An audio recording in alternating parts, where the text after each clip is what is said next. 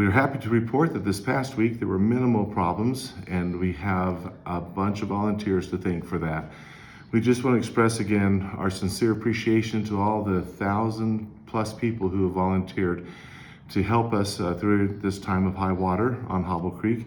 We'd like to thank our CERT workers. There's been several citizens as well that have come out. We've had high school groups come to our rescue as well.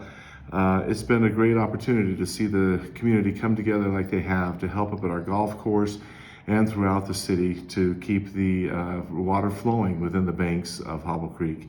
So we thank you for that. One of the things we wanted to bring up this week is just to talk a little bit about how the state has been saying that we're about a quarter of the way through our snowpack. And that's probably true if we look at this as an entirely statewide runoff. But here in Hobble Creek, because of our lower elevations, we're about 70% done with our runoff. So that doesn't mean that there's still not opportunities for higher water than what we are seeing today. But our water has dropped tremendously on the cubic feet per second flow, as you can see on these graphs. And so we're looking for with some more favorable temperatures this past week, and as we look into next week with some higher temperatures there, that we should still stay within, well, for sure below our 750 mark that we hit this past week.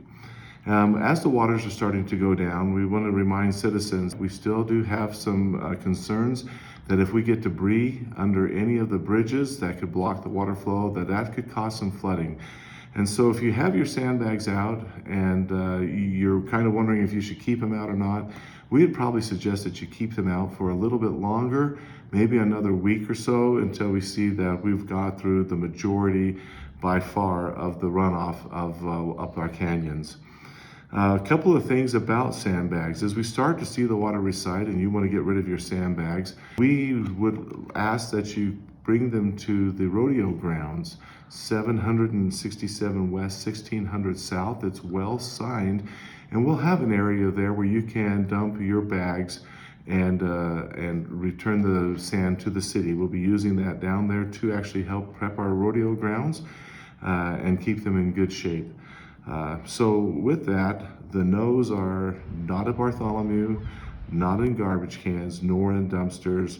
The yes is the rodeo grounds at 767 West, 1600 South, and please follow the instructions down there where you'll see that there'll be two piles, one for sandbags, or the sand out of the sandbags that had reached or hit the water. The other is for area sand that never touched any of the water. And so we have clean sand, which is that, and then we have dirty sand, which has been contaminated by the creek water. So when you get down there, we'd ask that you untie or rip open your sandbags, put the pile of sand on either one of those piles, and then the bags inside the dumpsters down there, so that we can get rid of the sand in an approved way.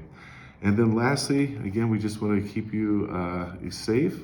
Again, even though the water is receding, it's still very swift and very cold.